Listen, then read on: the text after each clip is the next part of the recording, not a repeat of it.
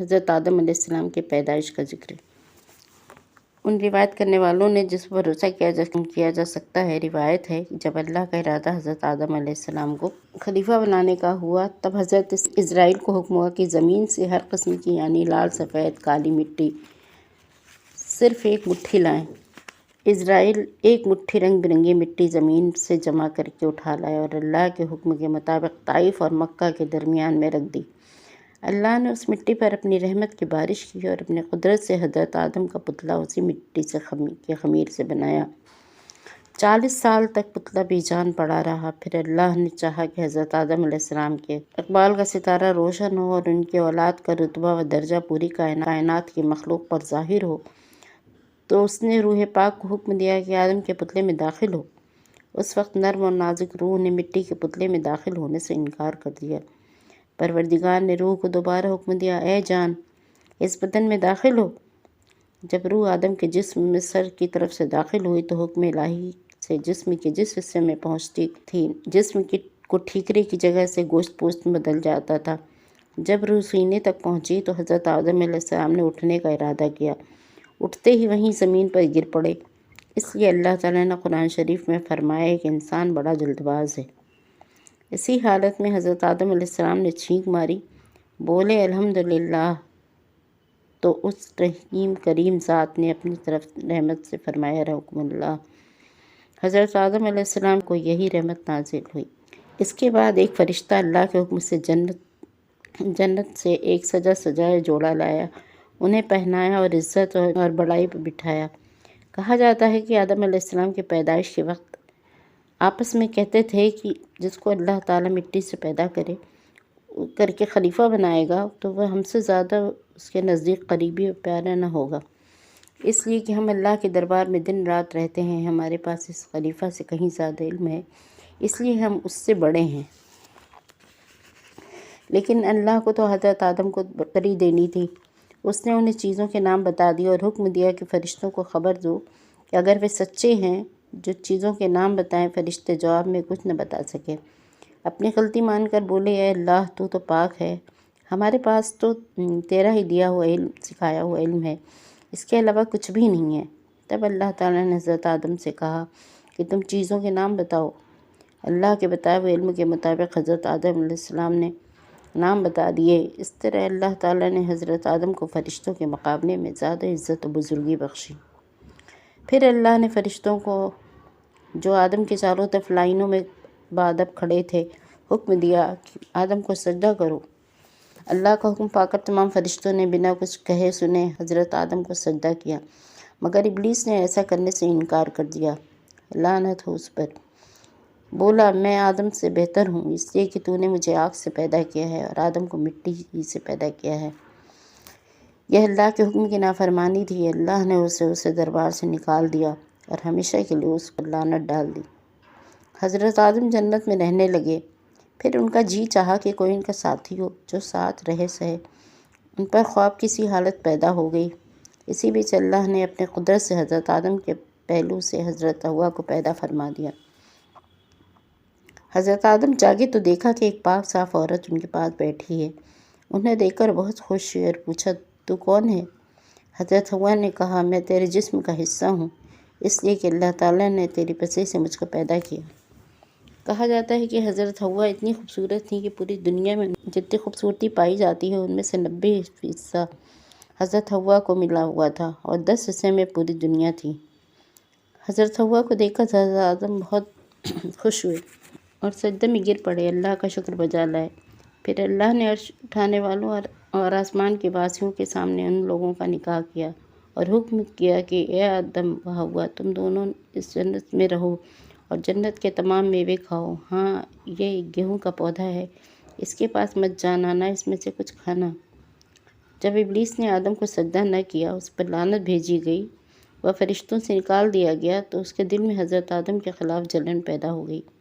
چنانچہ یہ بات اسی چکر میں رہنے لگا کہ کسی طرح جنت میں داخل ہو کر وہ وہاں سے آدم کو نکلوا دے۔ پہلے تو مور سے اس نے دوستی کی اور کہا کہ میری دوستی کے حق میں تیرے اوپر ثابت ہے، ہم تم دونوں پہلے ساتھ بھی ہی رہا کرتے تھے، میری تجھ سے درخواست ہے کہ تو مجھ کو اپنے بازو میں اٹھا کر جنت میں پہنچا دے، کہ میں اپنے دشمن سے بدلہ لے لوں۔ مور نے اس بات سے انکار کر دیا اور کہا کہ تو یہ بات سانپ سے کہہ۔ تب شیطان سانپ کے پاس گیا، اس پر اپنا جادو چلایا، سانپ اس کے جھانسے میں آ گیا اور اپنے منہ میں لے کے جنت میں پہنچ گیا۔ اس طرح کی جنت کی نگرانی کرنے والوں کو ذرا بھی خبر نہ ہوئی۔ پھر ابلیس حضرت آدم اور حوا کے پاس گیا اور رونا شروع کر دیا۔ حضرت آدم اور حوا نے پوچھا کہ کیوں روتا ہے؟ اصل میں انہوں نے شیطان کو نہیں پہچانا تھا۔ تب شیطان نے کہا کہ تم کو نصیحت کرتا ہوں کہ مجھ کو تمہارے حال پر رونا آتا ہے کہ تم اس جنت سے نکالے جاؤ گے اور جنت کی نعمتیں تم سے سب سے لے لی جائیں گی۔ زندگی کے مزے کے ساتھ ہی موت کا درد بھی اٹھاؤ گے۔ ان دونوں نے اس بات سننے سے بہت غم کیا۔ ابلیس نے کہا اگر تم میرا کہا مانو، تم کو ایک پودا بتاؤں، اگر تھوڑا میوہ تم کھاؤ گے تو ہمیشہ زندہ رہو گے اور موت کی صورت ہرگز نہ دیکھو گے۔ حضرت آدم نے پوچھا وہ پودا کون سا ہے؟ شیطان نے کہا وہ وہی پیڑ ہے جس کے کھانے سے اللہ تعالیٰ نے منع کیا ہے۔ حضرت آدم نے اسے مانا نہیں۔ مجھ سے خدا کی نافرمانی ہرگز نہ ہوگی۔ شیطان نے بار بار قسم کھائی کہ تمہاری بھلائی چاہنے والا ہوں، تم میری بات مانو، تو بھی حضرت آدم نے اس کی بات مان کر نہ دی۔ آخرکار وہ اٹھ کر چلے گئے۔ پھر شیطان حضرت حوا کی خدمت میں پہنچا اور ان کے دل میں شک پیدا کرنے کی کامیاب ہو گیا۔ سانپ نے شیطان کے کہنے پر گواہی بھی دے دی اور اس کی بات صحیح ہے۔ حضرت حوا نے حضرت آدم سے فرمایا کہ سانپ تو جنت کی خدمت کرنے والا ہے اور وہ بھی شخص یعنی شیطان کی بات کی تصدیق کر رہا ہے، تو اس کی بات نہ ماننے کا کوئی تک نہیں۔ اب تو میں پہلے اس پودے کا پھل کھاتی ہوں، اگر کچھ گڑبڑ ہو تو میرے لیے خدا سے معافی مانگو، نہیں تو تم بھی کھاؤ کہ ہم تم دونوں تمام عمر جنت کی نعمتیں چین سے کھایا کریں۔ نقل ہے کہ اللہ تعالیٰ نے شروع میں تو یہ طے کر دیا تھا کہ آدم کی مسلم اولاد جنت میں اور نافرمان اولاد جہنم میں جائے گی، اور اگر سب اولاد جنت میں پیدا ہوتی جہنم کیسے بھری جاتی؟ اس لیے جنت سے ان کے نکالے جانے کی وجہ گیہوں کا پودا بنا، تاکہ دوست اور دشمن میں فرق کیا جا سکے اور کسوٹی پر کس کر کھرے کھوٹے کی پہچان کی جا سکے۔ قرآن کی تفسیر لکھنے والے علماء نے لکھا ہے کہ جب حضرت حوا نے گیہوں کے تھوڑے پھل کھائے اور اس کے تاکید سے حضرت آدم نے بھی کچھ کھائے تو گیہوں کے کھانے پر اثر ابھی باقی تھا کہ حضرت آدم علیہ السلام کے معدے میں یہ پوری طرح ہضم نہیں ہوا تھا کہ ان کے جسم پر سے جنت کا کپڑا گر گیا اور جسم ننگا ہو گیا۔ مجبور اپنی شرمگاہ ڈھانکنے کا کام انجیر کے پتوں سے لیا۔ پوچھا کہ اے آدم تیرے ننگے ہونے کی وجہ کیا ہے؟ کہا کہ اے خدا، اس کی وجہ یہ ہے کہ تیرے حکم پر نہ چلے، اس منع کیے گئے پودے سے کھا لیا۔ پھر آدم نے بہت بے قرار ہو کر عرض کیا کہ الہی، سانپ اور مور جو جنت کے امانت دار ہیں ان کے بہکاوے میں اور قسم کھانے سے یہ غلطی ہو گئی۔ روایت ہے کہ سانپ کی شکل ایسی پاکیزہ اور خوبصورت تھی کہ کوئی جانور جنت میں ایسا نہ تھا۔ اللہ تعالیٰ نے جرم کی وجہ سے اس کی صورت کو بگاڑ دیا، اس کی غذا سے دھول مٹی بنا دی اور پیٹ سینے کے بل زمین کو رگڑنے اور چھیلنے والا بنا دیا۔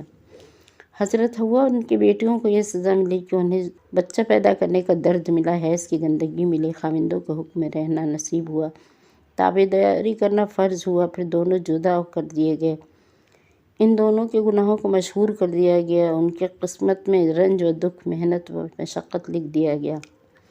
مور کو بھی سزا دی گئی، اس کی شکل بدل گئی، چنانچہ پاؤں تو اس کے بس صورتی میں کہاوت ہے۔ پھر دونوں کو حکم ہوا کہ دونوں جنت کے زمین کی طرف نکل جاؤ اور آپس میں تم ایک دوسرے کے دشمن ہو۔ بس آدم اور حوا، شیطان، سانپ اور مور جنت سے دنیا میں بڑی ذلت اور رسوائی کے ساتھ پہنچے۔